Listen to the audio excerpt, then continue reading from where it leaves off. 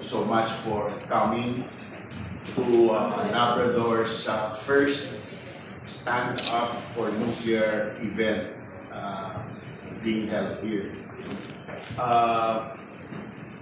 Stand Up for Nuclear is being held around the world around this time every year.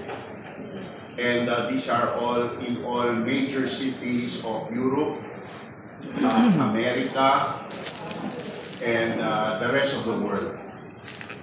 And it is the pro-nuclear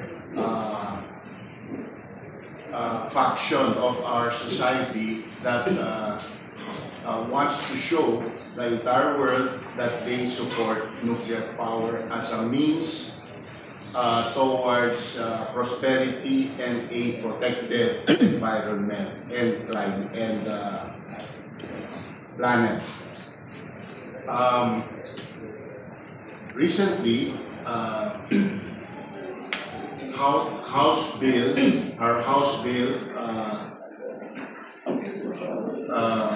which sought to create our independent, both fiscally and politically independent regulator called the PhilAtO passed into law. It is now Republic Act 12305. So we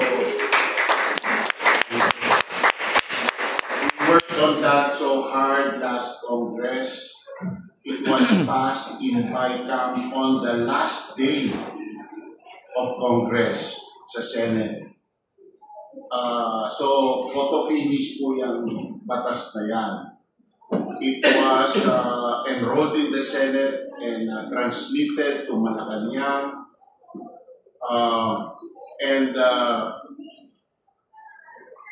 It passed 30 days. So it was supposed to lapse into law on the Friday. What date was Friday?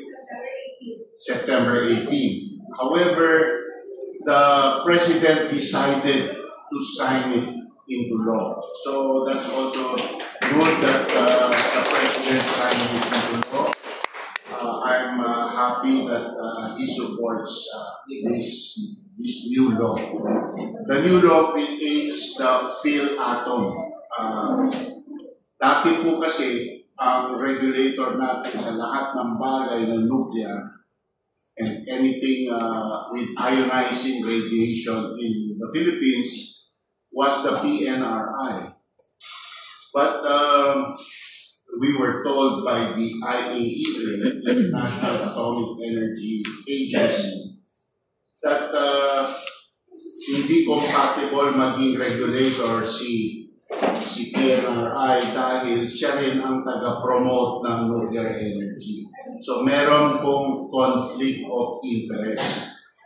Ngayon nahiwalay na. So we are now according to the standards of the International Atomic Energy Agency. Hindi na po tayo nakakahiya dahil lahat po ng mga patakaran na ginusto nilang sundan natin as far as an independent regulator, independent fiscally and independent politically is concerned ay nasunod. The PhilAtO law also defines kung paano i-dispose ang nuclear waste sa Pilipinas. Wala na pong kailangan mahahaba pang debate tungkol dyan dahil na-desisyonan na po ng batas na yan na ang disposal method po natin ay ang deep borehole repositories. Yung pag-collection ng pondo para yan ay may sagawa at the end of the life of a nuclear power plant ay dinefine na rin po doon. That is concept. You know, what you remember, it is it 5 centavos? No. 5 cents. 5 centavos per kilowatt hour. So, ang mapoproduce ng isang nuclear plant sa buong buhay niya ay kailangan magtabi ng kalahating 5 sentimo per kilowatt hour at i-deposit sa isang waste disposal trust fund na after, let's say, 80 years, yan ay billion piso na. So, maraming nagsasabi noon na inapasa natin ang burden ng waste disposal sa future generations ng Pilipino. Hindi po totoo yun. Ayon sa batas, ngayon pa lang, pag ginamit natin ang nuclear power, binabayaran na po natin agad ang waste disposal. So that is a false story, a false narrative. Sana po ma-pick up nyo yan kasi masyado matagal na yung false narratives ay umiikot tungkol sa nuclear power. Aside from the nuclear waste disposal trust fund, meron din pong isang nuclear plant end-of-life decommissioning trust fund, which is 5 centavos din per kilowatt hour. And may narrative din na sa nakaraan, ilang dekada kung umiral yan, na we are saddling the future generations with the problem of decommissioning old nuclear power plants. Hindi po totoo yan. May pondo po tayo. Paggamit natin ng kuryente, automatic nagtatabi na po tayo ng pondo para i-dismantle po yan, ibalik yung lupa sa dati bago dumating ang nuclear power plant para magamit sa ibang bagay. At marami na rin pong ehemplo sa Amerika ng na-decommission na nuclear power plant. Ang kanilang na natutuklasan ay na ito ay mas simpleng gawin doon sa original na akala nila. So yung mga pondo na naitabi, lumalabas po sobra-sobra ang mga pondo. So yun po ang main characteristics nitong batas po na ito. No? Magkakaroon po ng 5 ulo ang sa organisasyon ng PhilAtong. Meron po tayong Director General at 4 na Deputy Director General appointed po ng Presidente.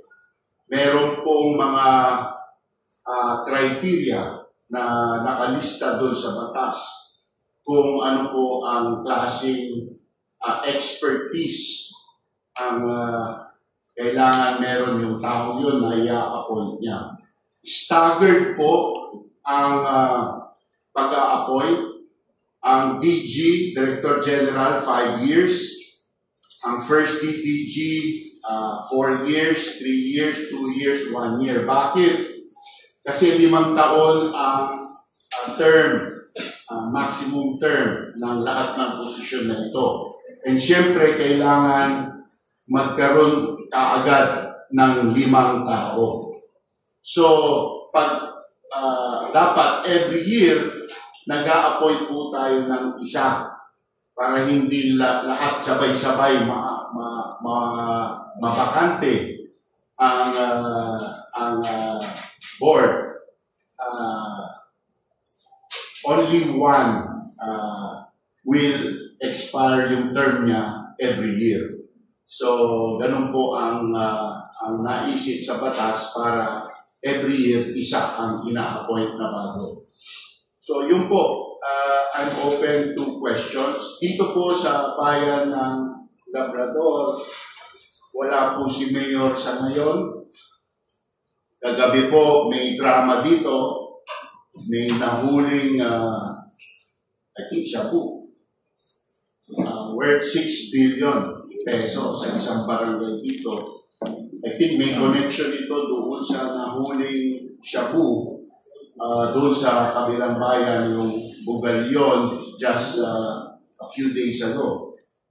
So, I'm glad na yung kapulisan po natin ay nagagawa po ang kanilang trabaho ng tama, nahuhuli itong mga taong ito.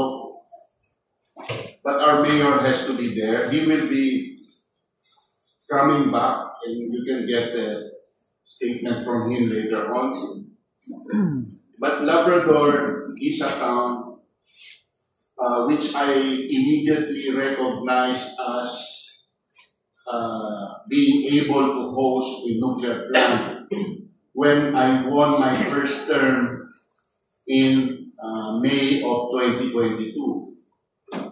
And ang unang ginawa ko right after my victory is hindi pa po ako nag-swear in noon. Hindi pa po ako congressman, pero panalo na po ako sa election. Congressman-elect pa lang po ako noon. Umikot na ako ulit sa 10 barangay dito. Nagbabad po ako. Pinaliwanag ko po ang kabutihan na maidudulot ng isang nuclear plant sa bayan na katulad ng Labrador. At hinamon ko po sila, sabi ko, kung gusto nyong ganito, dapat manggaling sa inyo, hindi sa politiko. So, sumulat kayo sa gobyerno na kayo ay nang-iimbita ng kumpanya o ang gobyerno mismo mo na magtayo ng nuclear plant dito sa bayan ng Labrador. Sabi ko, dahil makontrobersiya, humingi kayo ng kapalit. Sabi ko, ang konsumo nyo ng kuryente noong 2021, ganito kalaki. Tingin ko, kaya ng nuclear plant magbigay sa inyo ng times 2 ng 2021 consumption ninyo sa bawat 1,000 megawatt na itatayo sa Labrador sa haba ng 80 taon na buhay ang nuclear plant. Yan ang hingiin nyo. Hingiin nyo na yan ay maging libre para sa inyo. So sabi ko, isipin nyo kung 4,000 megawatt yan, pwede hanggang 6,000 siguro dito sa aking tingin. Meron kayong 8 times your 2021 consumption of electricity free.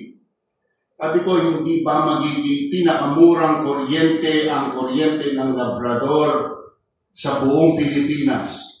Sa palagay nyo ba, sa ganong klaseng murang kuryente, hindi dadagsa ang mga namumuhunan dito sa Labrador, magtatayo ng kanilang sari-saring negosyo, hanap buhay at industriya?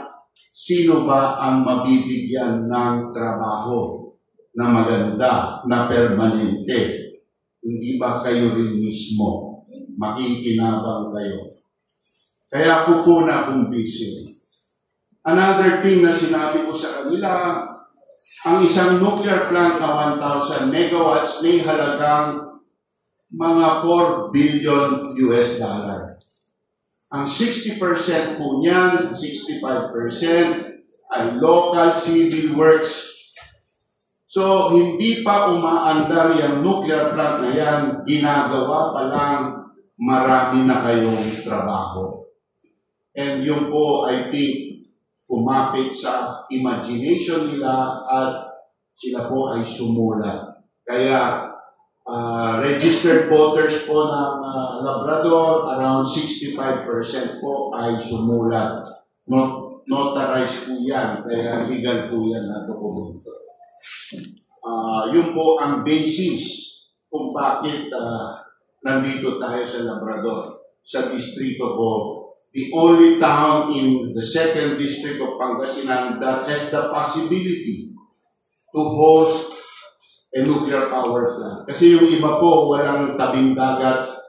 Lingayen and Bimale ay tabing dagat, pero alluvial plain, wala pong bundok. Hindi pwedeng maging tsunami-proof. Dito pwede maging tsunami-proof. So, dito po ang possibility. Recently, na-discover ko po na ang mabuti may geologist po tayo katabi.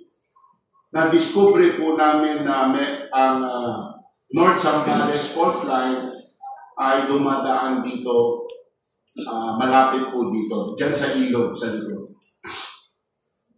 So, nagkaroon po ako ng agam-agam, nag-research po ako, and yung example na pumasok po sa akin ay yung Diablo Canyon Nuclear Plant in San Luis Obispo, California. Designed po yan for the Pacific Rim of Fire dahil nasa earthquake zone din po yan, katulad ng Pilipinas at Japan. So, ang pangkaraniwan nuclear plant sa Amerika, dinedisenyo po sa basihan ng 0.18 G ang seismic design basis. Doon sa Pacific Rim of Fire, ginawa po nilang 0.4 G ang standard design. Ngunit doon sa Diablo Canyon, tumatakbo na po ang planta ng may dekada na rin po. Nakadiscover po sila ng bagong fault line na mas lumalapit sa Diablo Canyon kaysa yung San Andreas fault na dati nilang pinagbasihan. And so, tinaas po nila ang seismic design basis to 0.7 G. From 0.4 to 0.7 G. At retrofit po nila yung planta, dinagdagan po ng mga reinforcement para po masapo sa 0.7 G. And that has been running for decades. Natuklasan ko rin na sa Japan, ganun din pala. At sa Japan, meron pang plantang umaabot ng 1.0 G. So, just because nandito po ang North Zambales fault line does not exclude Labrador as a potential site for nuclear power plants in the Philippines. Of course, dapat alam ng tao yan.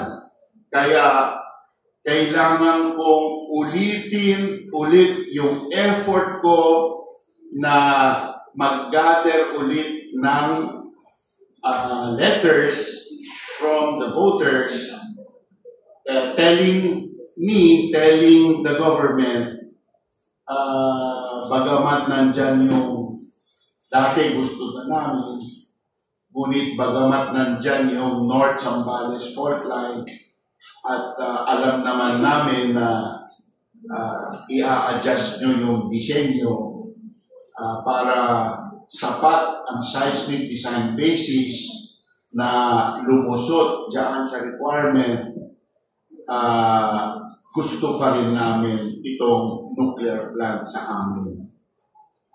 Then and only then will Labrador become again a viable alternate site for nuclear power in the Philippines.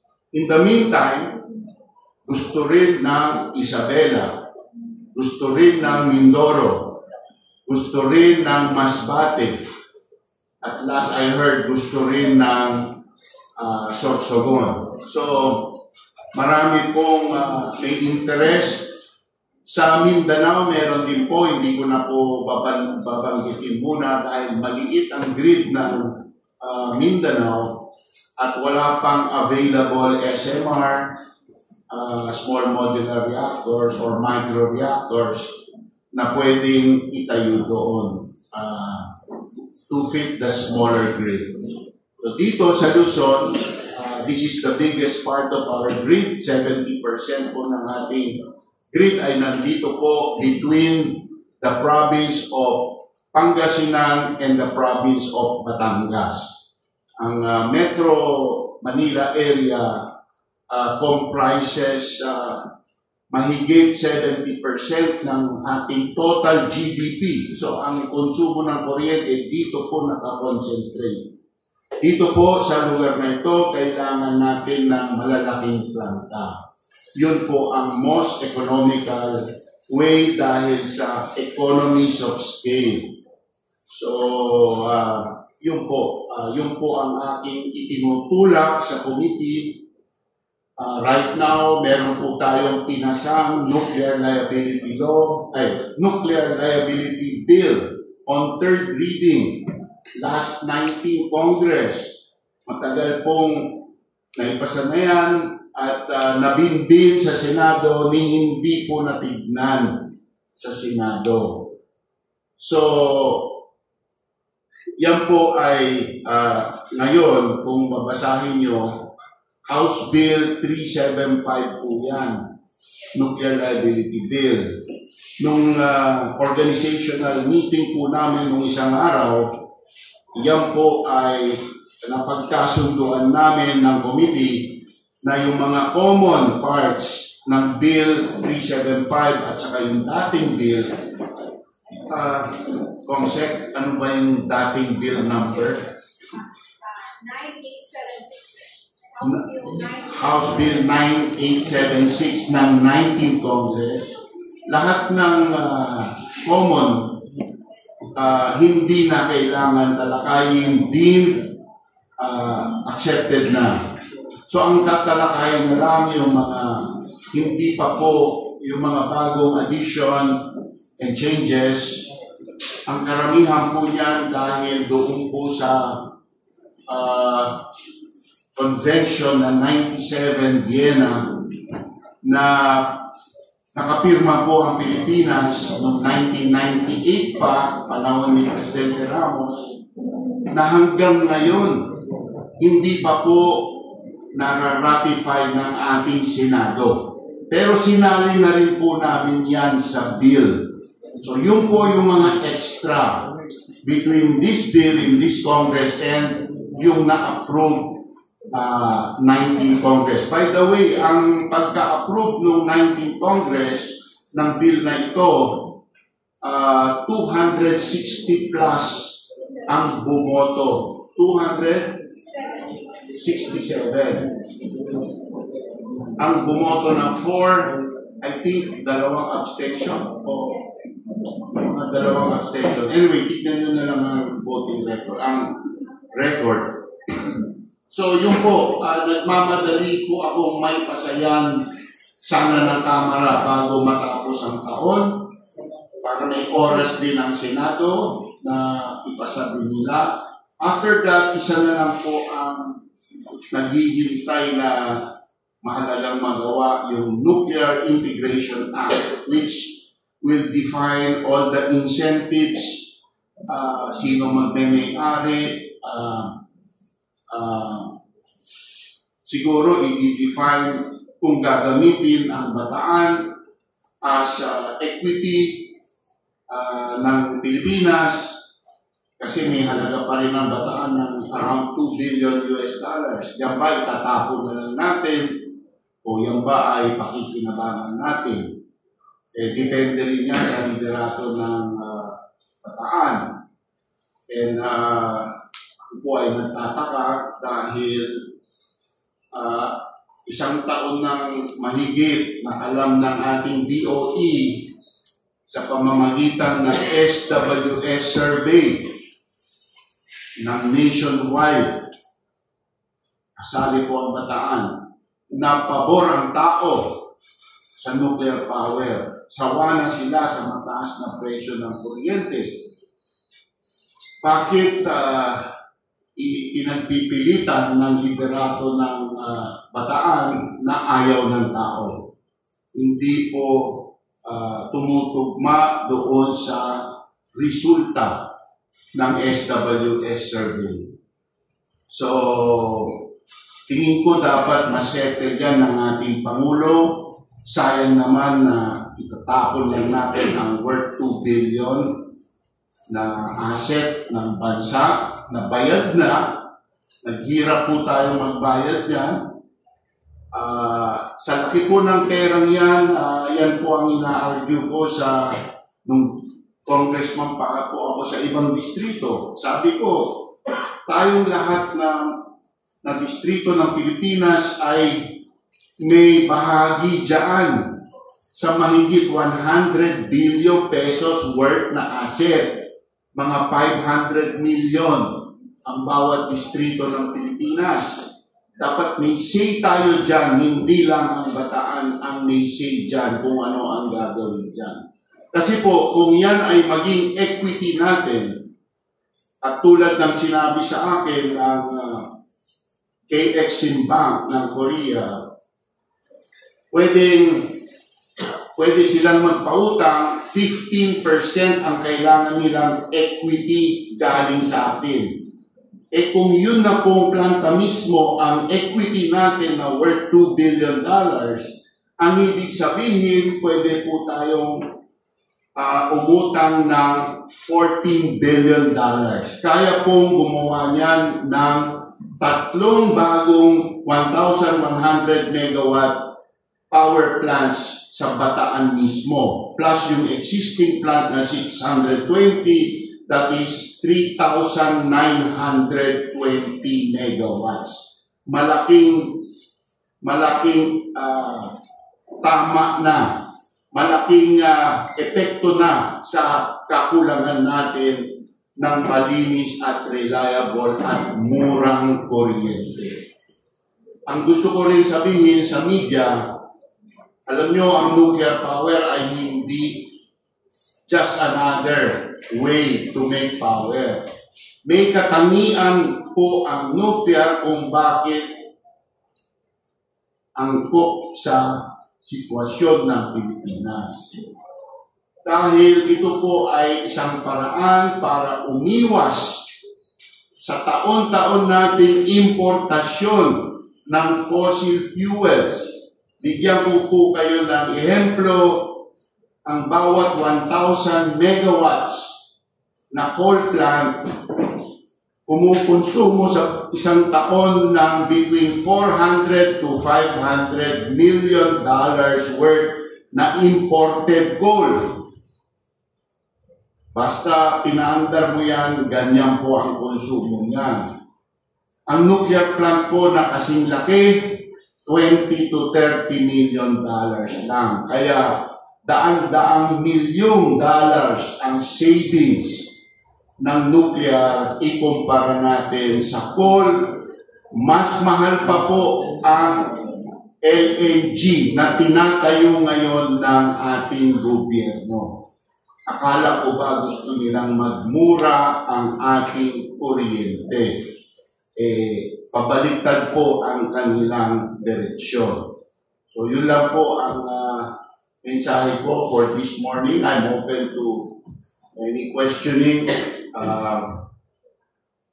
Meron din po tayong isang bisita dito, si Professor Caloy Arcilla, na siyang namumuno ng ating PNRI, Philippine Nuclear Research Institute. Dati po siya ang namumuno ng ating UP NICS, National Institute of Geological Sciences. So, tamang-tama po, kung earthquake ang ating pag-uusapan, fault line, tulad ng North Zambales fault line, siya po ang tamang ekspertong makausap. Before we take any questions, we'd like to welcome Councilor Jordan Aquino and This is Mr. Pablo Abate from Argentina, expert ng nuclear po yan. Si Pablo Abate, siya ay isang masusing nakialam sa opal reactor ng Sydney, Australia, the biggest manufacturer of medical isotopes in the world, I think. It's one of the largest. One of the largest manufacturer of medical isotopes in the Western world. So, Sila po ay matagal they operate 3 nuclear plants in Argentina. Tatlong nuclear plant ang ino-operate nila sa Argentina. Marami silang expertise na willing nilang i-share sa Pilipinas. So, welcome, Pablo. Oh, thank you. Before we continue, I'd like to acknowledge the Puro Barangays of Labrador, headed by Liga President Capitan Anthony Avalos and Liga President Hiran Hidalgo.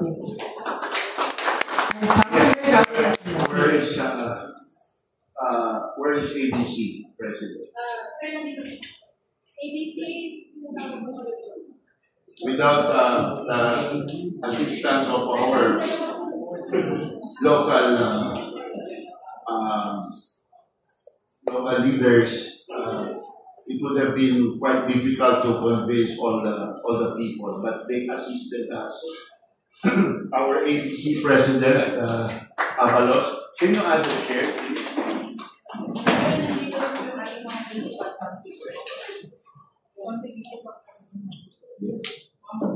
So, tigilan ko muna, baka maubos. Nandito po si Councilor Georgie Aquino. And Councilor, can you introduce all your colleagues? I would like to welcome each and everyone. Welcome po sa Municipality of Labrador, or Simple Town. On behalf of my fellow I would like to introduce my fellow councilors. This is Councilor Alex Islata, Councilor Irene Bugis, Councilor George Sunduya, Councilor George Salina, Councilor Daisy Jane Labua, Councilor Josh Halina, Councilor Bob J. Manawis. Okay. So, those councilors are really supportive. Yeah, baka pwede yung councilors can sit here.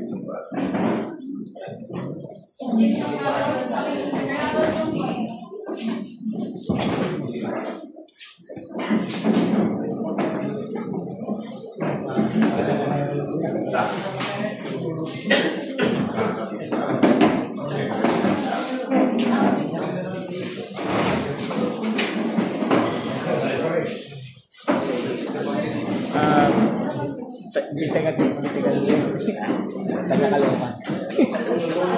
Dito naman ba next, no? Tara.